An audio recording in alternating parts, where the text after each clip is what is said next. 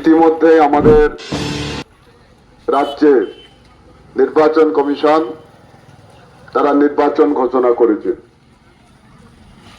নির্বাচনের সন্ধিক্ষণে দাঁড়িয়ে গোটা রাজ্য জুড়েই প্রচার অভিযান সংগঠিত হচ্ছে।